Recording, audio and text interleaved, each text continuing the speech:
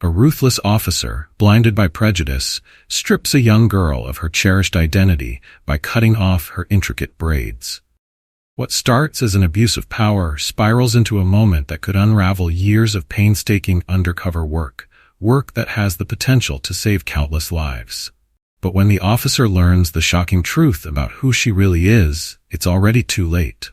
The tables are about to turn in ways he never imagined.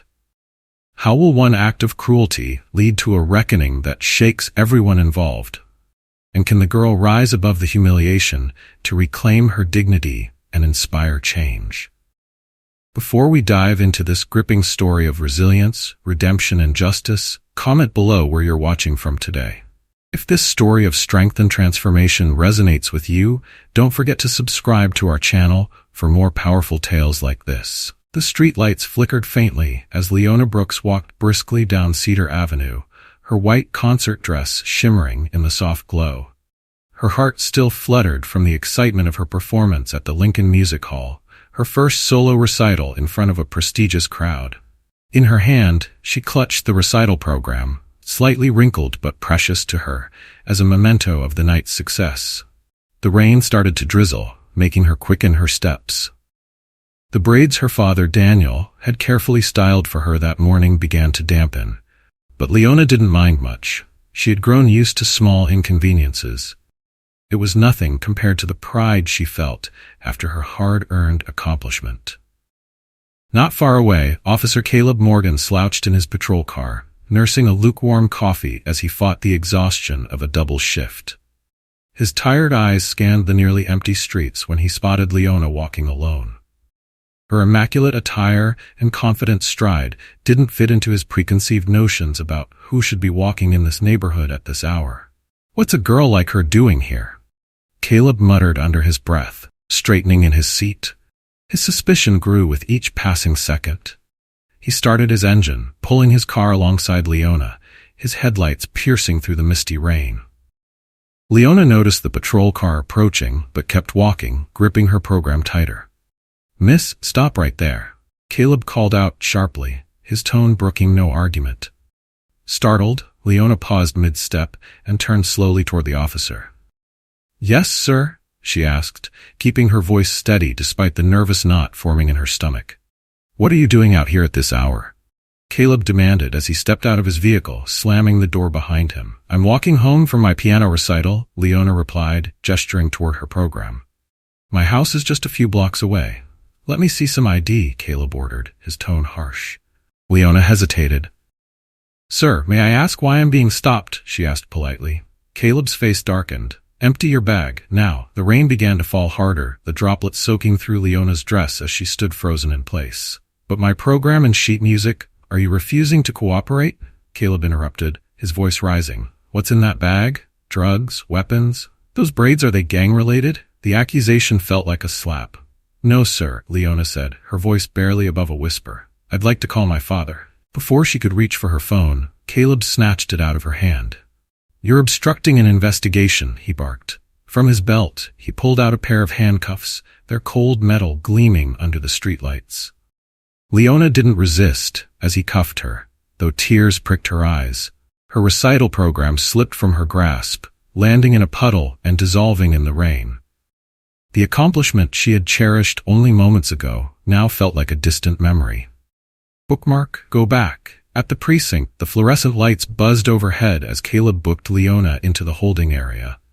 Her white dress was now damp and wrinkled, clinging to her as she sat silently on a cold metal bench. She cradled her hands in her lap, trying to keep warm as water dripped from her braids onto the floor. Caleb watched her from his desk, tapping his pen against the forms in front of him. Most detainees would be crying or begging by now, but Leona's quiet dignity unnerved him. Her gaze never wavered, and it felt like a challenge he couldn't ignore. "Standard procedure for suspected gang affiliates," Caleb announced loudly, though his words lacked conviction. A barber was summoned to the precinct, his expression conflicted as he entered the room with his tools. He glanced at Leona, taking in her formal dress and elegant braids, and hesitated. "Officer, are you sure about this?" "Just do it," Caleb snapped. Leona sat stiffly in the chair, her reflection in the small wall mirror catching Caleb's eye. He found himself unable to meet her gaze. The barber's hands trembled as he began cutting through her intricate braids. With each snip, a piece of her pride and identity fell to the ground. Tears welled in Leona's eyes, but she refused to let them fall.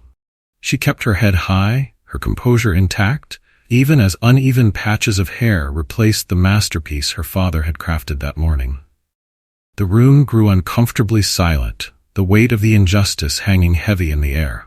Caleb shifted on his feet, muttering something about regulations, though everyone present knew his justification was flimsy at best.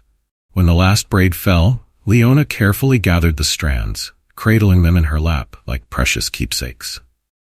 Her quiet strength was more powerful than any protest she could have made. Just as Caleb turned to leave, the door burst open, and Captain Jonah Reeves stormed in, his face thunderous. His eyes swept the room, taking in Leona's butchered hair and Caleb's defensive stance. "What the hell is going on here?" Jonah's voice cut through the tension like a blade. Captain Jonah Reeves's imposing figure filled the doorway, his eyes blazing with fury as he took in the scene before him. Leona sat in the chair, her cropped hair stark against the damp, wrinkled fabric of her dress. The uneven braids she cradled in her lap told a silent but powerful story of the humiliation she had endured. Caleb Morgan stood nearby, stiff and defensive, his jaw tight as if preparing for an argument. "Officer Morgan," Jonah barked, his voice echoing in the small holding area. "Explain yourself. Now." Caleb straightened, attempting to mask his unease. "Standard procedure, sir." "Gang-related suspects?" "Suspects?" Jonah interrupted, his tone dangerously low. "You think a teenage girl walking home from a recital is a suspect? What evidence do you have? What probable cause?" "She wasn't cooperating," Caleb said quickly, though his words lacked confidence. "She refused to empty her bag." Jonah's glare hardened as he stepped closer, his presence looming over Caleb. "And that warranted this?" He gestured toward Leona, whose calm expression only seemed to amplify the captain's anger. Before Caleb could respond, Jonah grabbed a manila folder from his pocket and slammed it onto a nearby desk.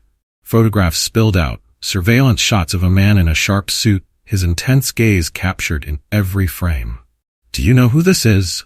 Jonah demanded. Caleb leaned forward, frowning as he studied the images. "No, sir." "That's Daniel Brooks," Jonah said, his voice cutting through the silence. "Federal investigator Daniel Brooks. And the girl you just humiliated?" "That's his daughter, Leona." The color drained from Caleb's face. He opened his mouth to respond, but Jonah didn't give him the chance. "Brooks has been working undercover for 3 years, Jonah continued, his voice rising with each word. 3 years building a case against one of the most dangerous criminal networks in the city. And thanks to your idiotic stunt, all of it, every ounce of progress, could be compromised." "I didn't know," Caleb muttered, his bravado crumbling. "Of course, you didn't know," Jonah snapped. "Because you didn't think. You let your biases blind you. And now, we might lose everything." Through the office window, Caleb saw another officer leading Leona out of the precinct. Despite the indignity she had suffered, her posture remained upright, her steps purposeful. The quiet determination in her eyes felt like a rebuke sharper than anything Jonah could have said.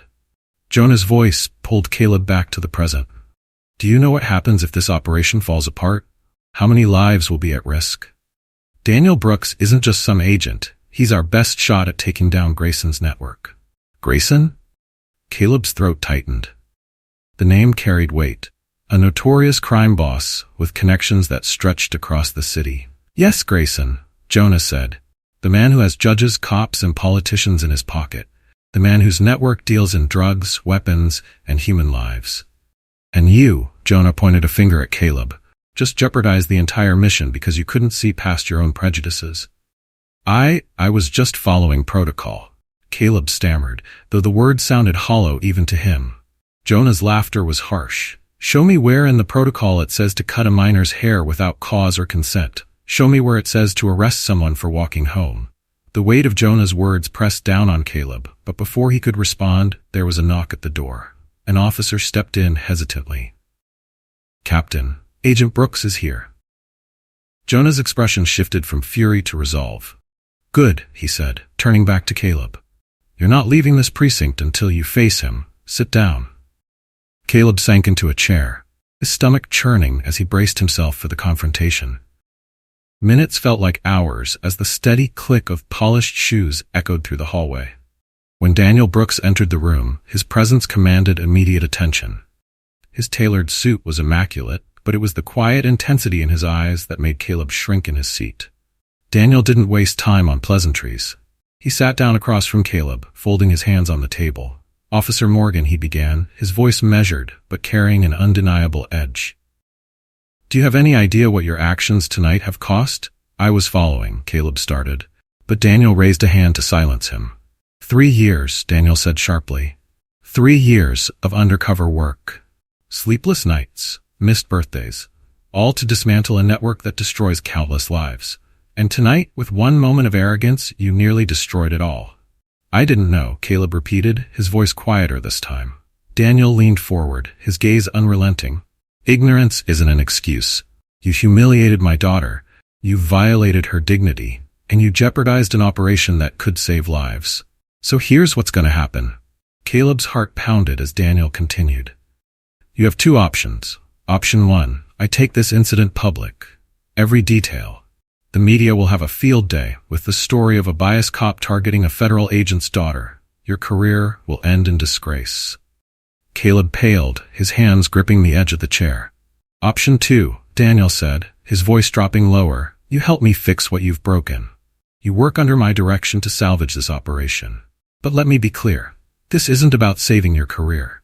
It's about saving lives." Caleb swallowed hard, the weight of the decision pressing down on him. "I'll do it," he said finally, though his voice wavered. Daniel studied him for a long moment, then stood. "Good. You have until morning to prove you're serious. Don't waste this chance." As Daniel left the room, Jonah turned to Caleb, his expression grim. "You're on thin ice, Morgan. Don't make me regret giving you this opportunity." Caleb nodded, but the dread in his stomach only deepened. Alone in the break room later that night, he stared at his cold coffee, his earlier certainty shattered. For the first time in years, he felt the cracks in the armor he had so carefully built. Bookmark, the reflection in the window, stared back at him, tired, uncertain, and carrying the weight of a single catastrophic mistake. The morning sunlight barely penetrated the thick fog as Caleb Morgan pulled into the gravel parking lot of Joey's Cafe, a rundown establishment on the outskirts of town. The place was inconspicuous, blending into its surroundings, perfect for the clandestine meeting ahead. Caleb parked his car and sat for a moment, gripping the steering wheel tightly. His mind raced with doubts, his stomach churning with the weight of what was to come. Inside the cafe, Daniel Brooks waited at a corner table. His posture was relaxed, but his sharp eyes scanned the room with practiced vigilance. A steaming cup of coffee sat untouched before him, while a manila folder lay closed at his side. When Caleb entered, Daniel's gaze locked onto him immediately. "Sit," Daniel said, gesturing to the seat across from him. Caleb slid into the chair, his fingers drumming nervously on the scratched Formica tabletop. The smell of stale coffee and fried eggs did little to calm his nerves. "I'm here," he said simply, unsure of how to begin. Daniel didn't waste time. He opened the folder and slid a photograph across the table. "Nathaniel Grant," he said, "runs one of the largest criminal enterprises on the East Coast. Drugs, weapons, human trafficking, you name it, he's involved. On the surface, he looks like a legitimate businessman, wealthy, charming, untouchable." Caleb picked up the photo, studying the well-dressed man in his 50s. Grant's friendly smile and expensive suit made him look more like a CEO than a crime lord.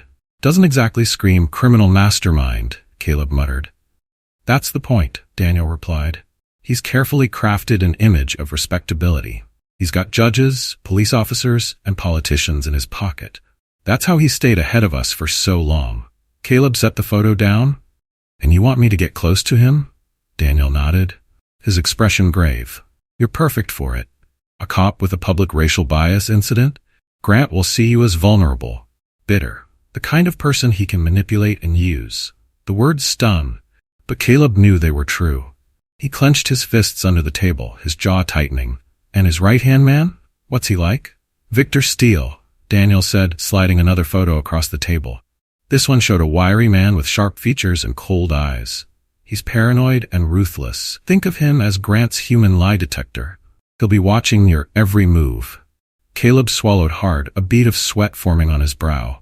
This sounds more like suicide than an undercover operation. You don't have a choice anymore, Daniel said bluntly. You're in this now.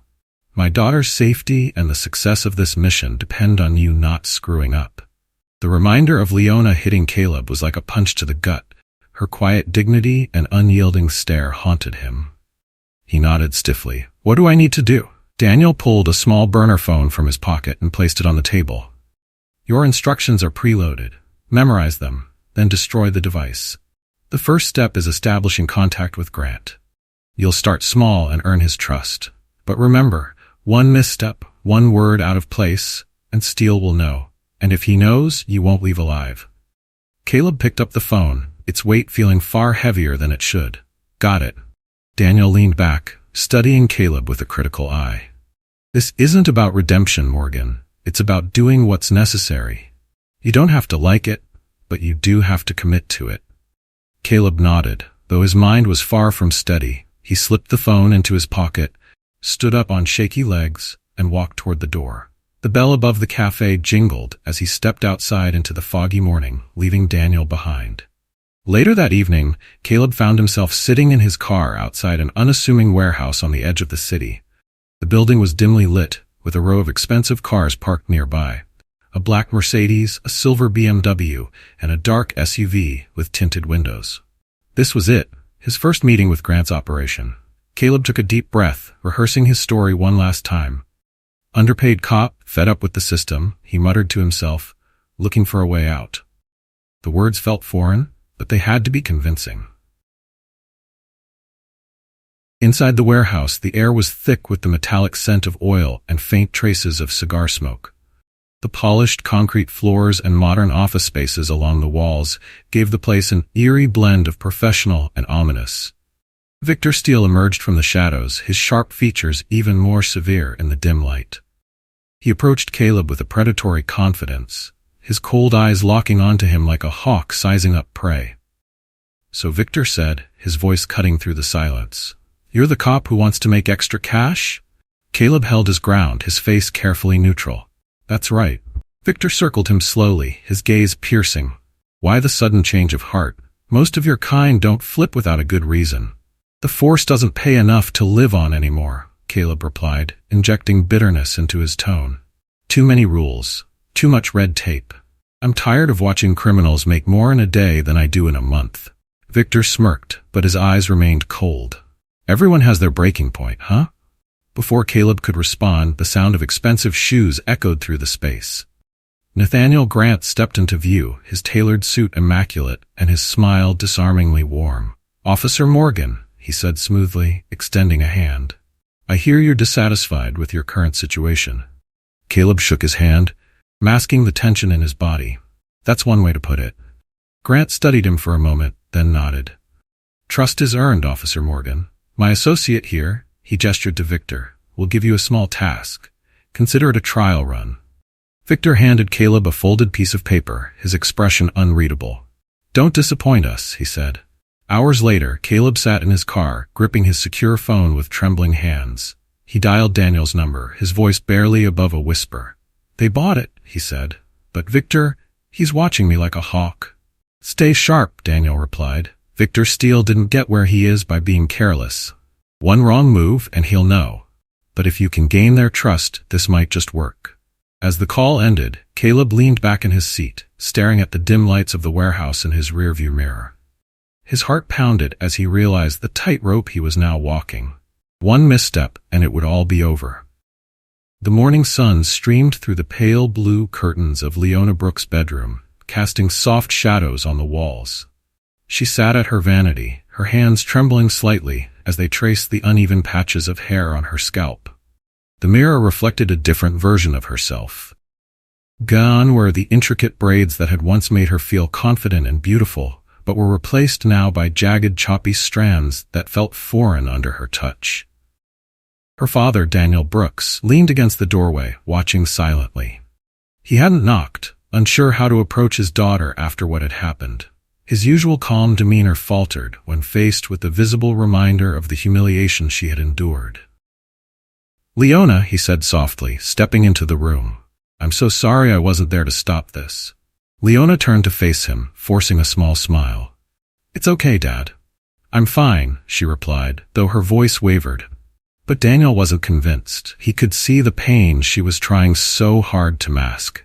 He sat beside her on the cushioned bench by the vanity, placing a gentle hand on her shoulder. You're not fine, and you don't have to pretend to be, he said, his tone firm but caring. Leona looked away, her eyes glistening with unshed tears. I don't understand why he had to do it. Why did he think he could take something from me that wasn't his to take? Daniel's jaw tightened, anger flashing briefly in his eyes. Because some people let their biases guide them instead of their better judgment. But this isn't over, Leona. That officer is going to answer for what he did. Leona shook her head. It's not about him, Dad. I don't want him to define me. I want to move on, to focus on what's ahead, not what's behind. Her eyes drifted to the piano in the corner of her room. Slowly, she stood and walked over to it, her fingers finding the keys almost instinctively. At first, she played a hesitant, soft melody, one filled with uncertainty and pain. But as she continued, the notes grew bolder, stronger, carrying a quiet resolve. Daniel listened, his heart swelling with pride and sorrow. Her music spoke what words couldn't, a testament to her resilience. Meanwhile, Caleb Morgan sat in his dimly lit apartment, the burner phone on the table before him. The small device seemed to radiate a sense of dread, a constant reminder of the dangerous game he was now playing. The phone buzzed suddenly, jolting him out of his thoughts. He hesitated before answering, his hand trembling slightly as he pressed it to his ear. Victor Steele, the familiar cold voice said without preamble. We've got another task for you.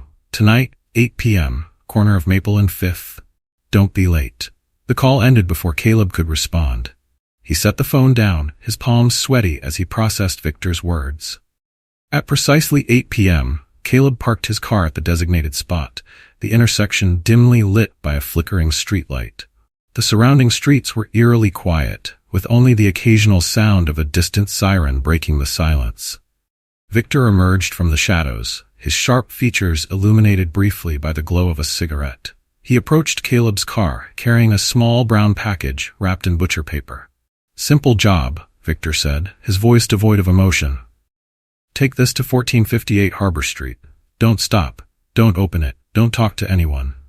Caleb nodded, his expression carefully neutral as he accepted the package. Let's see if you can follow orders, Victor added, his gaze piercing as he studied Caleb's face. Caleb slipped the package into his jacket and got back into his car.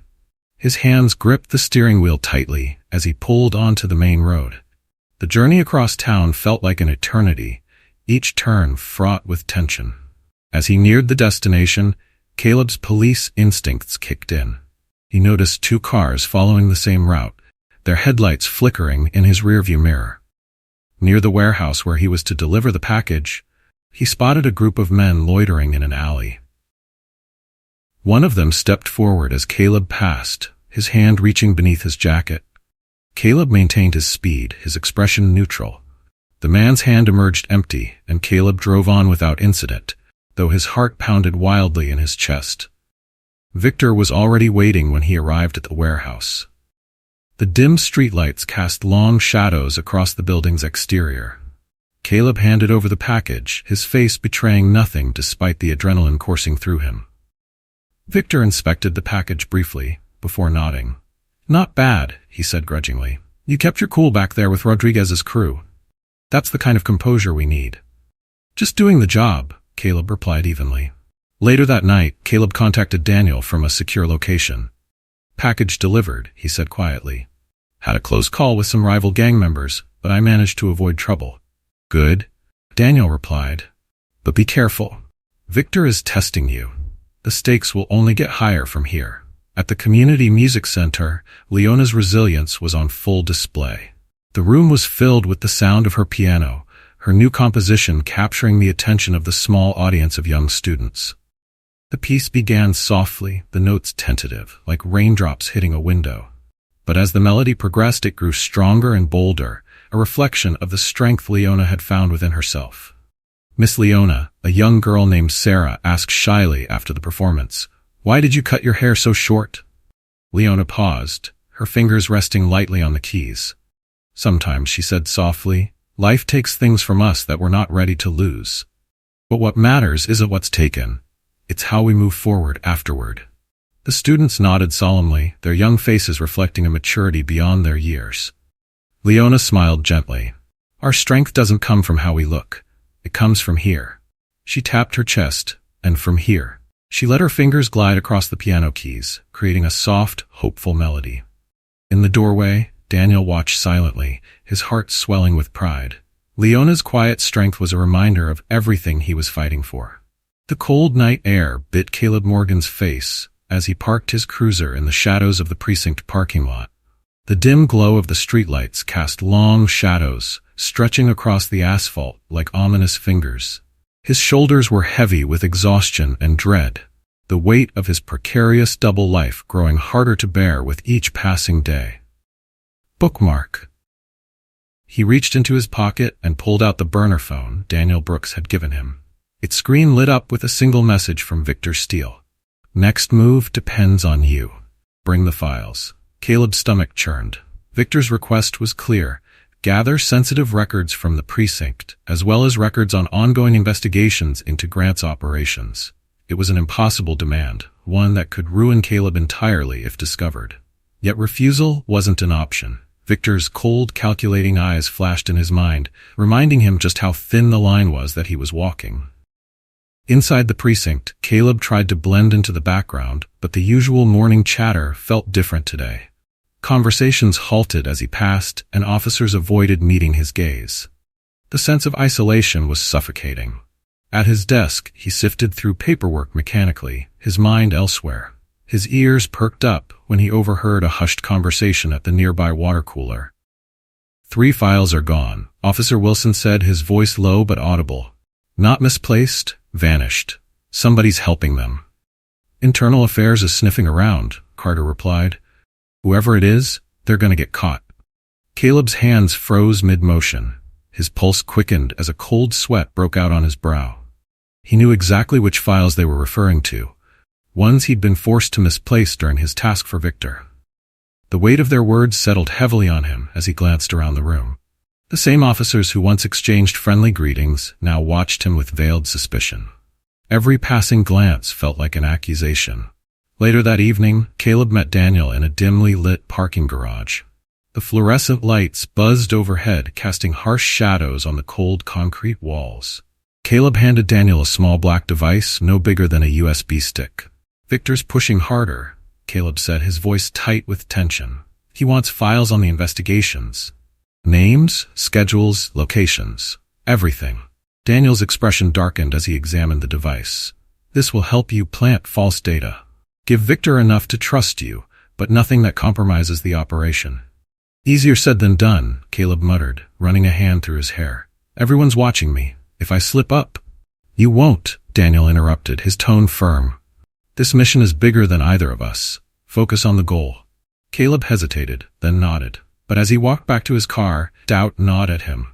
The walls around him felt like they were closing in, each step echoing louder than the last. Meanwhile, Leona Brooks stood in the auditorium of the Music Academy, preparing for her upcoming recital. The polished grand piano gleamed under the warm stage lights, its ivory keys calling to her like old friends. She placed her hands lightly on the keys, breathing deeply to steady herself. In the audience, Daniel sat in the front row, watching with quiet pride as his daughter rehearsed. Her short, newly grown braids framed her face, giving her a look of confidence and resilience. Leona began to play, her melody soft at first but building steadily into something powerful and emotive. The music filled the empty auditorium, echoing through the high ceilings. Each note was a reflection of her journey, the pain she had endured, the strength she had discovered, and the hope that had carried her forward. Daniel's chest swelled with emotion. He had always admired Leona's ability to transform pain into beauty, a gift she had inherited from her late mother. As he listened, he vowed silently to protect her at all costs. That night, Caleb's phone buzzed again. This time, Victor's voice came through, cold and direct. We've got a problem. Bennett and his kid are becoming an issue. Grant wants them dealt with permanently. Caleb's blood ran cold. What do you mean? You know exactly what I mean, Victor replied. No loose ends. The girl's an easy target. She performs at that fancy music center regularly. You'll handle the logistics." The line went dead, leaving Caleb staring at the phone in horror. His mind raced as he tried to process the implications. Not only was Victor planning to harm Leona and Daniel, but now Caleb was being dragged into the plot. Without hesitation, Caleb called Daniel, his voice urgent. "They're coming for you and Leona," he said. "Victor's planning a hit." I overheard them talking about it. There was a pause on the other end of the line before Daniel spoke. "Get that information to me. Now." The safe house was a small, sparsely furnished apartment on the outskirts of town. Maps and surveillance photos covered the walls, and the hum of police scanners filled the air. Daniel paced the room as his team of agents strategized around a makeshift planning table. Caleb stood in the corner, his nerves frayed. He replayed Victor's words in his mind, each one a chilling reminder of how high the stakes had become. Daniel stopped pacing and turned to the group. "We'll use the warehouse. It gives us the advantage of multiple entry points and clear sightlines for our snipers. Caleb, you'll bring Grant through the east entrance at 9 p.m. sharp." Caleb's throat went dry. "What if he brings Victor?" "Then we're ready," Daniel said firmly. "Team 2 will handle Victor and any associates, but our priority is Grant. We need him alive." The room buzzed with activity as agents prepared their equipment. Caleb watched them in awe, their calm efficiency a stark contrast to his fraying nerves. He felt like a pawn in a game far larger than himself, one misstep away from disaster. Later that night, Caleb parked his cruiser outside the warehouse. The dim light of the setting sun cast eerie shadows across the parking lot. He spotted Grant's black SUV waiting nearby, its sleek exterior gleaming ominously. Grant emerged from the vehicle, his tailored suit pristine as always. He approached Caleb with a disarming smile. "Officer Morgan," he said smoothly, "I trust you've taken care of everything." "Of course," Caleb replied, keeping his voice steady despite the tension twisting in his gut. Inside the warehouse, the air was thick with anticipation. Caleb led Grant toward the designated meeting point, carefully positioning himself according to Daniel's plan. But as they reached the center of the room, Grant's demeanor shifted. His smile faded, replaced by a sharp, calculating look. "Something feels off about this," he said, his voice low and dangerous. Caleb's heart pounded as he struggled to maintain his composure. Before he could respond, the warehouse erupted into chaos. The tension inside the warehouse was palpable, each second dragging like an eternity as Caleb Morgan stood frozen in place. Nathaniel Grant's sharp eyes darted around the dimly lit space, his instincts honed from years of navigating dangerous deals. "Something's not right," Grant muttered, his voice laced with suspicion. Before Caleb could think of a way to defuse the situation, the deafening sound of doors slamming open shattered the uneasy silence. Agents clad in tactical gear swarmed the warehouse from multiple entrances, their voices booming commands that echoed off the metal walls. "FBI, don't move." Chaos erupted as Grant's associates scrambled to react. Some reached for weapons hidden beneath their jackets, while others raised their hands in surrender. Caleb instinctively ducked behind a stack of crates as the room exploded into motion. From the shadows, Victor Steele emerged, his gun drawn and eyes blazing with fury. His target was clear: Daniel Brooks, who was directing the operation with calm authority. Caleb's eyes widened as he saw Victor take aim. Without hesitation, Caleb surged forward, shoving Daniel out of the way just as the sharp crack of gunfire filled the air. A searing pain tore through Caleb's shoulder, and he collapsed to the cold concrete floor, the world spinning around him. Daniel knelt beside Caleb, pressing firmly against the bleeding wound with his hands. "Stay with me, Morgan," he said urgently, his voice uncharacteristically shaken. "Paramedics are on the way." Through the haze of pain, Caleb managed to nod, his breath coming in shallow gasps. "Did we get him?" Daniel's gaze flicked toward the center of the warehouse. Grant was on his knees, his hands cuffed behind his back as agents secured the scene. Victor lay sprawled on the ground, subdued but still glaring defiantly at the agents surrounding him. "We got them," Daniel said firmly. "It's over."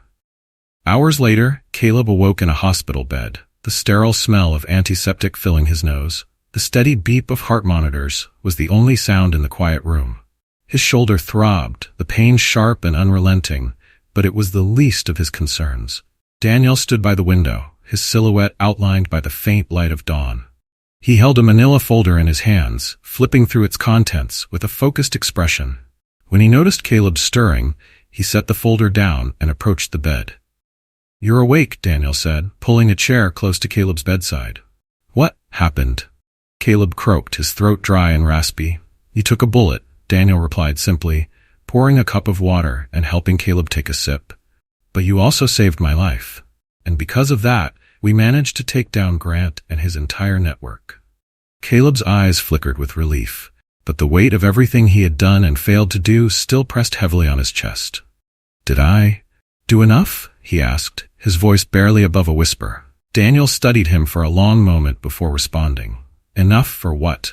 "To make up for what I did to Leona. To deserve forgiveness," Caleb admitted, his gaze dropping to the blanket covering him.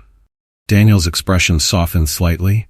"Redemption isn't something you earn in a single act, Morgan. It's a choice you make every day moving forward. What you did tonight was a step in the right direction. But the rest is up to you." Caleb nodded slowly, his head sinking back against the pillow. He didn't feel absolved, but Daniel's words gave him a small spark of hope. That evening, as the sun set over the city, Leona Brooks stood in the wings of the Music Academy's grand auditorium. Her elegant black gown flowed gracefully around her, and her newly grown braids framed her face beautifully. The familiar hum of anticipation filled the air as the audience settled into their seats. Leona peeked through the heavy curtains, spotting her father in the front row.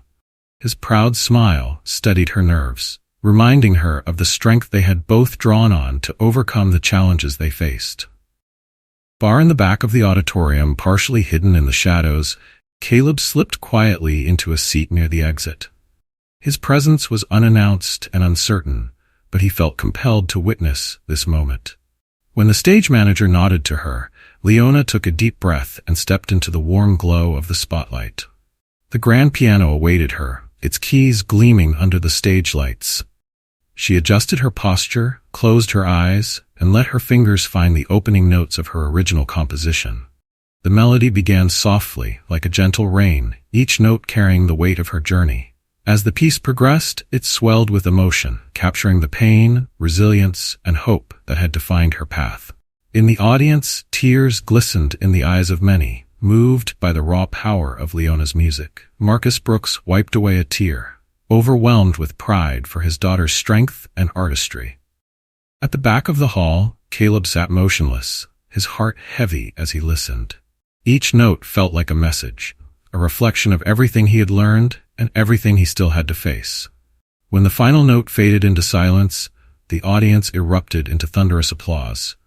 They rose to their feet, their admiration echoing through the grand auditorium. Leona stood and bowed gracefully, her eyes scanning the crowd. For a brief moment, her gaze met Caleb's. No words were exchanged, but the moment carried a quiet understanding.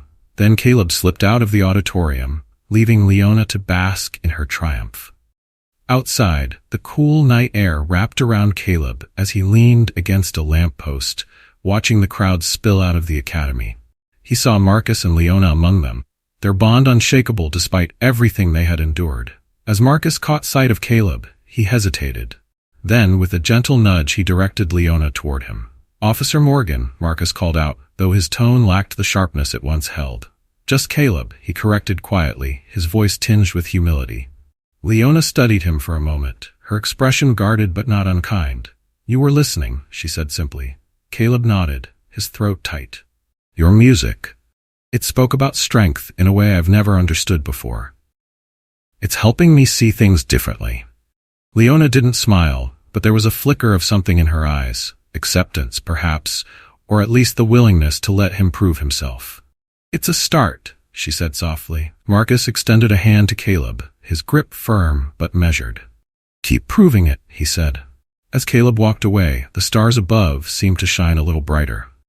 For the first time in years, he felt the weight on his shoulders begin to lighten, though the journey ahead remained long and uncertain.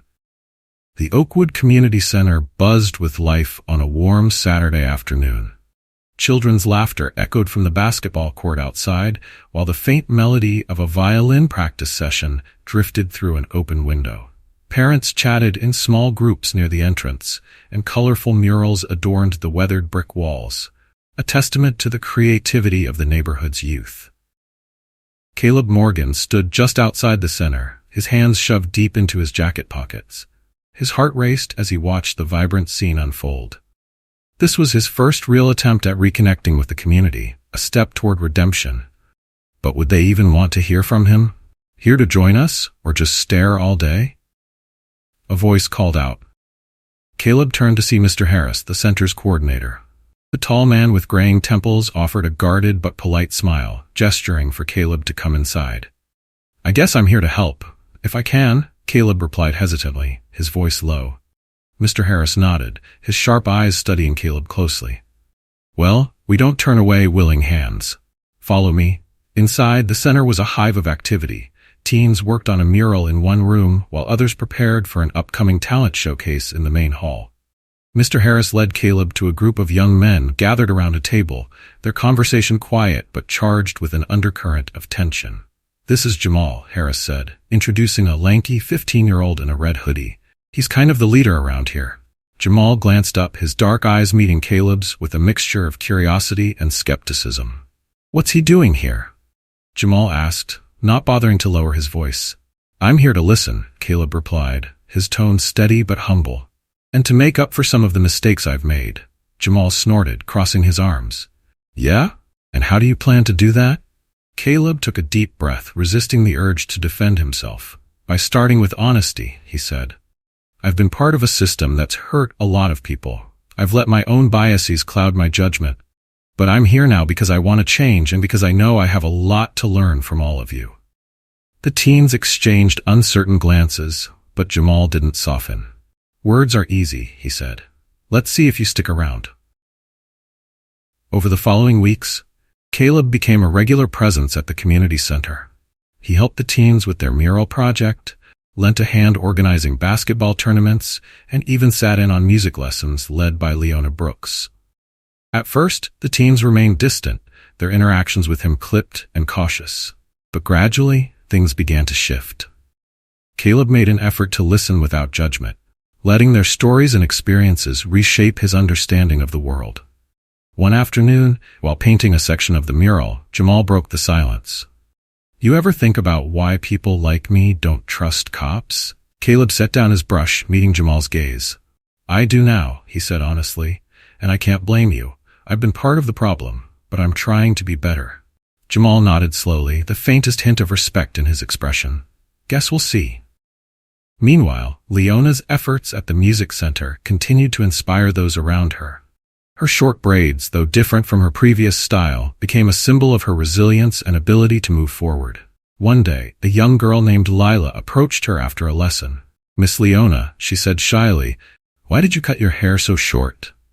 Leona smiled gently, crouching to Lila's eye level.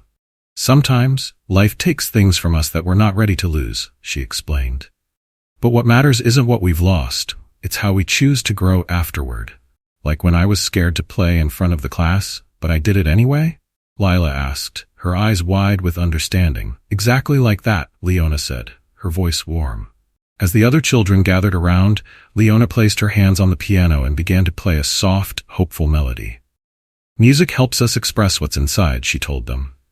"Even when it's hard, we can turn our feelings into something beautiful." From the doorway, Daniel watched his daughter with quiet pride.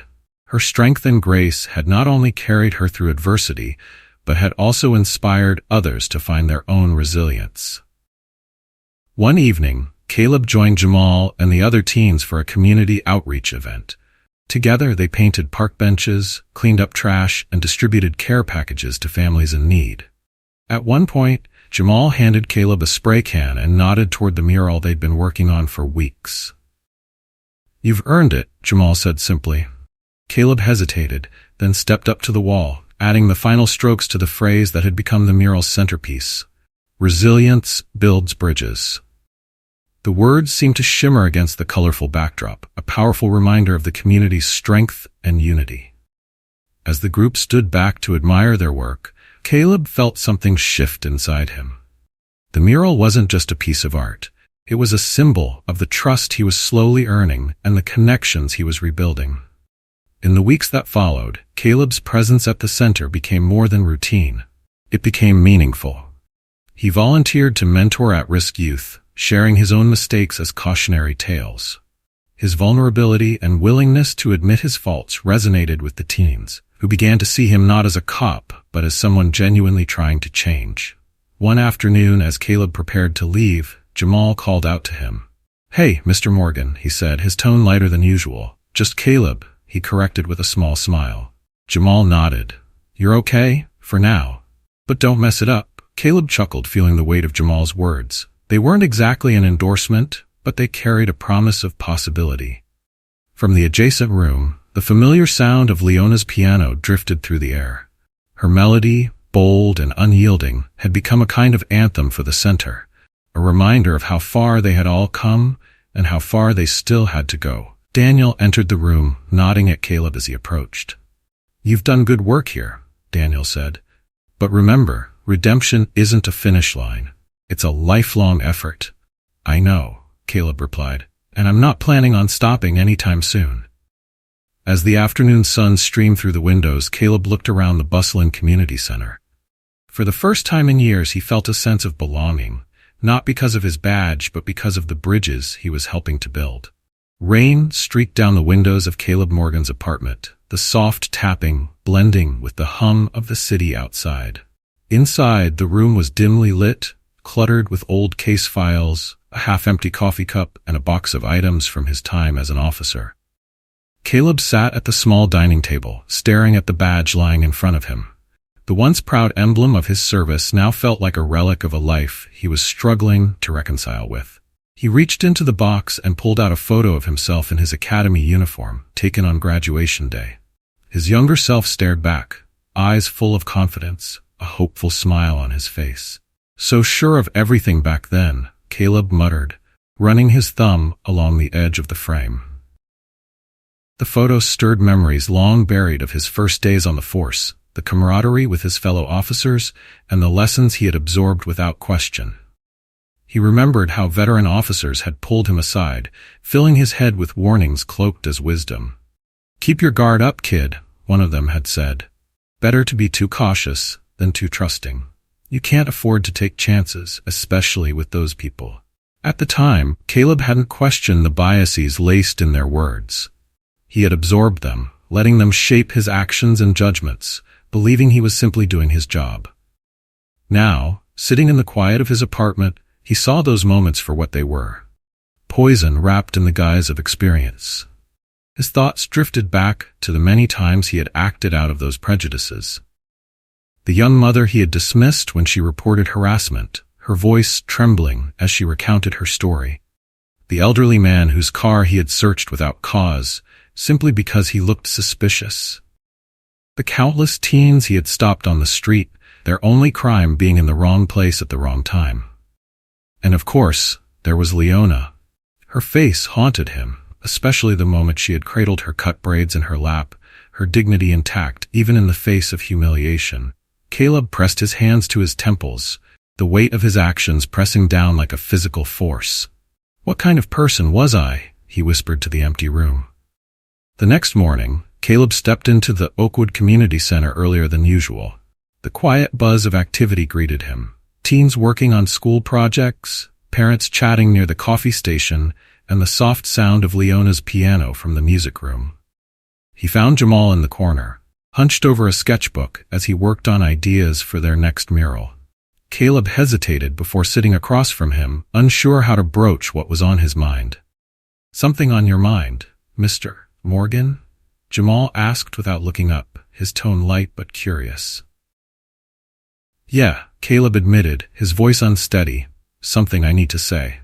Jamal finally looked up, his sharp gaze locking onto Caleb's. "Okay, say it." Caleb took a deep breath. "When I joined the force, I thought I was doing the right thing. I thought being cautious, sometimes overly so, was just part of the job. But I let those attitudes turn into something else. I let them blind me." Jamal raised an eyebrow but stayed silent, letting Caleb continue. "I've stopped people like you on the street just because I thought they didn't belong. I ignored complaints because I assumed they weren't worth my time. I told myself it was a procedure, but it wasn't. It was prejudice, and it was wrong. The room seemed to grow quieter as Caleb's words hung in the air. Jamal leaned back in his chair, crossing his arms. So what now? You say you're sorry, and we all just move on? No, Caleb said quickly, shaking his head. I don't expect you to forgive me. I'm just trying to face the truth about who I was, and I want to make things right, not with words, but with actions. Jamal studied him for a long moment, his expression unreadable. Then he nodded once, almost imperceptibly, before returning to his sketchbook. Later that day, Caleb found himself outside the music room, drawn by the sound of Leona's playing. The melody was one he had heard many times before, but this time, it carried a weight that felt almost overwhelming. Leona glanced up as he entered, her hands pausing on the keys. Mr. Morgan, she said evenly. Leona, Caleb replied, his voice softer than usual. I wanted to thank you. For what? She asked, tilting her head slightly. For showing me what strength looks like, he said, and for giving me the chance to learn from my mistakes. Your music, it's helped me see things I never wanted to face. Leona's expression softened slightly, though her eyes remained guarded. It's not about what you say, Mr. Morgan. It's about what you do next. I know, Caleb said, and I promise, I'll keep working to prove that I've changed. That evening, as the sun dipped below the horizon, Caleb returned to his apartment. He sat at his dining table, the same photo of his younger self still resting in front of him. This time, he picked up his badge and turned it over in his hands. It had once been a symbol of pride, a representation of everything he believed he stood for. Now, it felt like a reminder of the harm he had caused, the lives he had disrupted, the trust he had broken. With careful movements, Caleb placed the badge back in the box and sealed it shut.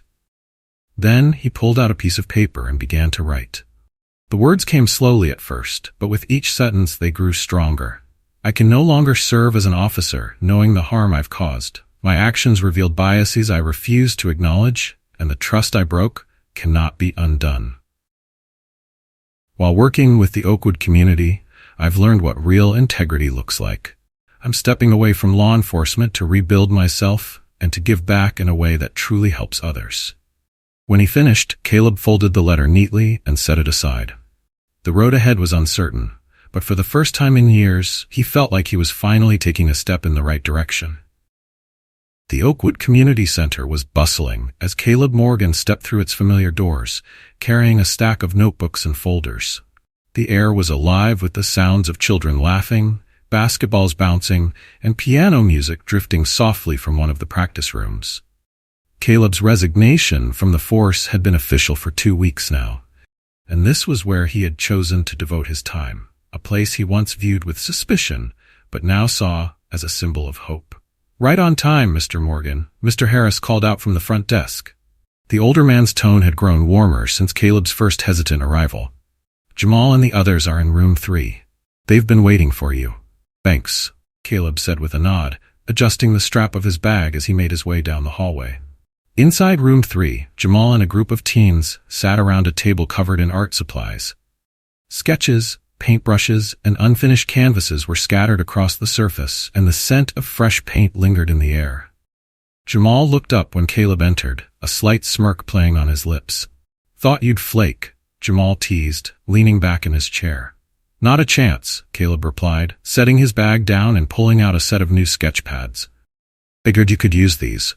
Jamal raised an eyebrow but didn't say anything as he picked up one of the sketch pads, flipping through the crisp, blank pages. Thanks, he said finally, his tone grudging but sincere. The group dove into their project, a new mural for the community center's west wall. Caleb moved between the teens, offering encouragement where he could and quietly observing as they worked. Though he still felt like an outsider at times, he was learning to let the kids set the pace for his involvement.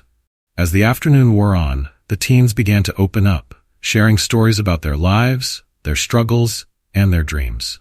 Caleb listened intently, his respect for their resilience growing with each passing moment.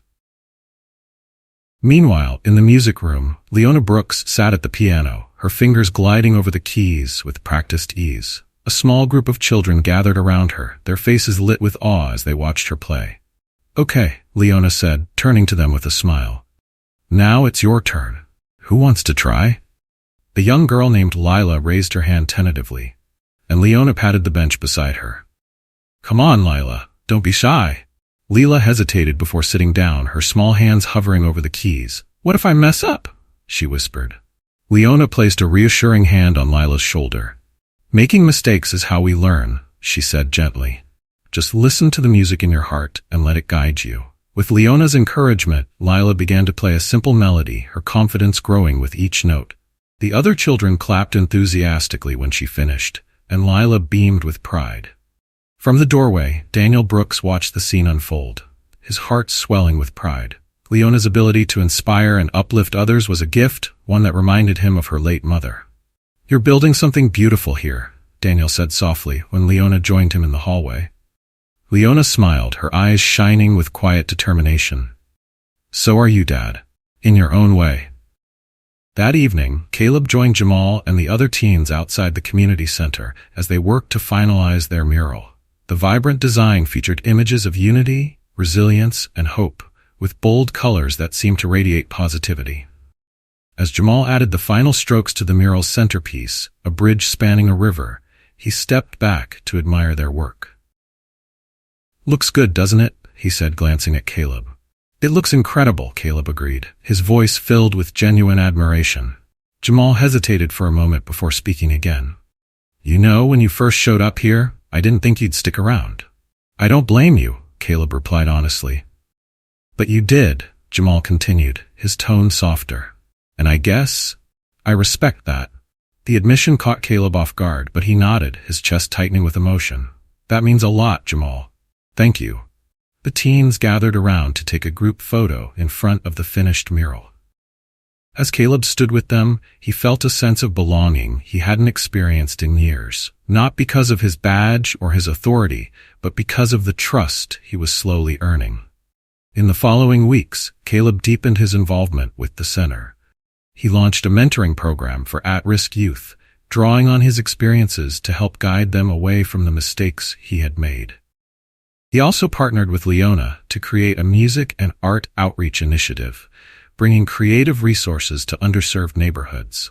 One afternoon, Caleb and Leona sat together in the music room, going over plans for their next event. The easy camaraderie between them was a far cry from the tense, guilt-laden conversations they'd shared before.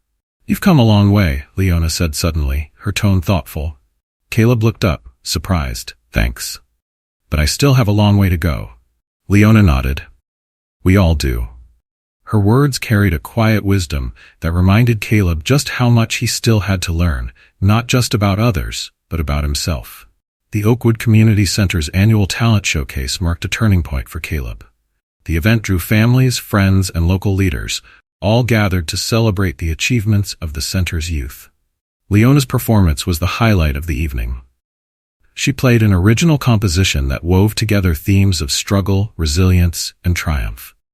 The audience was captivated, their applause thunderous as she finished the final note. Caleb watched from the back of the room, his chest swelling with pride.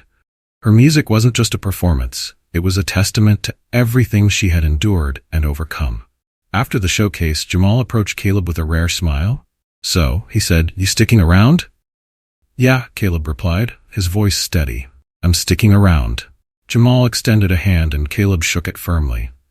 At that moment, he knew he had taken another step forward. Not just in earning their trust, but in finding his place within the community.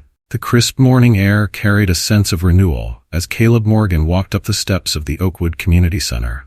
It had been nearly a year since he first set foot in this place, uncertain and riddled with guilt.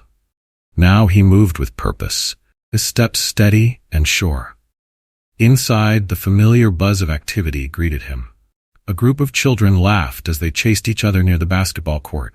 Parents chatted in clusters by the coffee station, and the sound of Leona Brooks' piano echoed softly from the music room. The center felt alive in a way that reminded Caleb why he kept coming back. It was a place of growth, hope, and possibility. Later that day, Caleb stood in front of a small group of teenagers in the community room. The mentoring program he had started was flourishing, and today's session was focused on leadership and resilience. Jamal, now a confident 16-year-old, sat among the group, his arms crossed, but his expression attentive. "So," Caleb began, leaning against the whiteboard at the front of the room, "let's talk about choices. Not the ones you make when things are easy, but the ones you make when everything feels like it's falling apart." One of the teens raised her hand. "Like what kind of choices?" "Like owning up to your mistakes," Caleb said. "We're deciding to take a different path, even when it's the harder one." He paused, meeting each teen's gaze. "I've made a lot of bad choices in my life. Choices that hurt people. But what I've learned is that those mistakes don't have to define you. What defines you is what you do next." Jamal raised his hand, a rare move for him. "What made you decide to change?" Caleb's throat tightened as he considered the question. "It started with someone who showed me strength," he said. "Someone who refused to let what happened to her break her. She inspired me to take a hard look at myself and to try to do better. I'm still working on it every day." Jamal nodded slowly, as if weighing the sincerity of Caleb's words. Then he smirked. "Guess you're not so bad after all." Laughter rippled through the group, and Caleb felt a warmth spread through his chest. Moments like these reminded him why the work was worth it. In the music room, Leona was preparing for her biggest performance yet. She had been invited to play at the prestigious Harmony Gala, a citywide event that showcased local talent while raising funds for arts education. It was a chance to share her story and her music with a wider audience. As she practiced, Daniel Brooks entered quietly, standing in the doorway to watch his daughter. Her fingers danced across the keys, the melody flowing effortlessly. "You ready for this?" Daniel asked when she finished. Leona looked up, a small smile playing on her lips. "I think so." "You've come a long way, Leona," Daniel said, his voice filled with pride. "Your mother would be so proud of you." Leona's smile faltered slightly, her eyes glistening. "I just hope my music can make a difference," she said, like she always believed it could. "It already has," Daniel assured her. "You've shown so many people, including me, what real strength looks like." The night of the Harmony Gala arrived, bringing with it a sense of excitement and anticipation. The Grand Theater was packed with an audience of city leaders, philanthropists, and community members, all eager to see the evening's performances. Backstage, Leona took a deep breath, smoothing the emerald green gown she had chosen for the occasion. Her short braids framed her face, a symbol of how far she had come since that rainy night that had changed everything. Daniel stood beside her, his reassuring presence calming her nerves. "You've got this," he said, squeezing her shoulder gently. In the audience, Caleb sat near the back, his heart pounding as he waited for Leona to take the stage. He hadn't told her he was coming, unsure if his presence would be welcome, but he couldn't miss this moment. When Leona stepped into the spotlight, the room fell silent. She settled onto the piano bench, her fingers poised over the keys. After a brief pause, she began to play. The opening notes of her original composition filled the theater, soft and tentative, like the first rays of dawn breaking through the darkness. As the piece progressed, the melody swelled with emotion, capturing the pain, resilience, and hope that defined her journey. The audience was spellbound. Many were moved to tears by the raw beauty of her music. Even Caleb, who had always considered himself stoic, found himself wiping at his eyes. When the final note faded into silence, there was a beat of stillness before the audience erupted into thunderous applause. Leona rose and took a bow, her gaze sweeping the crowd. For a fleeting moment, her eyes found Caleb's. He gave her a small nod, a silent acknowledgement of how far they had both come. In the weeks that followed, Leona's success brought new opportunities to the community center. Donations poured in, allowing for the expansion of programs in art, music, and mentoring. Caleb, now a trusted figure at the center, took on a leadership role, helping to develop initiatives that bridged gaps between law enforcement and the community. One afternoon, as Caleb helped Jamal with a new mural, the team looked up from his work. "So what's next for you, Mr. Morgan?" "Just Caleb," he corrected with a grin. Jamal rolled his eyes but smiled. "Fine, Caleb. What's next?" "More of this," Caleb replied, gesturing to the mural and the bustling center around them. "Helping where I can, listening, learning." Jamal nodded thoughtfully. "We could use more people like you." Caleb's chest tightened at the unexpected compliment. "Thanks, Jamal. That means a lot." On a quiet evening, Caleb found himself sitting on a park bench near the community center, watching the stars blink into existence above. Leona's melody played in his mind, a constant reminder of the journey they had all shared. The sound of footsteps drew his attention, and he turned to see Daniel approaching. The two men exchanged a nod before Daniel sat beside him. "You've done good work here," Daniel said, his tone even. "Still a lot to do," Caleb replied. "There always will be," Daniel said. "But you're on the right path. That's what matters." The two men sat in companionable silence, the quiet hum of the neighborhood surrounding them. For Caleb, the road to redemption was far from over, but for the first time he felt like he was walking it with purpose, building a legacy not of authority or power, but of understanding and connection.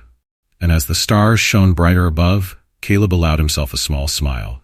The mural at the Oakwood Community Center now stood complete, its vibrant colors catching the light of the afternoon sun. The words "Resilience builds bridges" stretched boldly across the wall, a testament to the journey of those who had worked together to create it. Leona's piano played softly in the background, and her music was a reminder that healing and hope were always possible. And for the first time, the community didn't see Caleb Morgan as an outsider or an enforcer. They saw him as one of their own. This story of resilience, redemption, and reconciliation serves as a powerful reminder of the human capacity for growth and understanding. Through Leona's strength and Caleb's transformation, we are reminded that no matter the mistakes of our past, change is possible if we are willing to confront our biases, listen, and take meaningful action. Leona's journey highlights the importance of holding on to one's dignity and identity, even in the face of injustice. Her ability to turn pain into art inspires us to channel adversity into something meaningful, proving that strength is not about what happens to us, but how we choose to respond. Caleb's path, on the other hand, shows us that redemption is not an easy or quick process, but a lifelong commitment to doing better. His willingness to admit fault, learn, and work to rebuild trust demonstrates that even those who have caused harm can find a way forward if they are willing to put in the effort.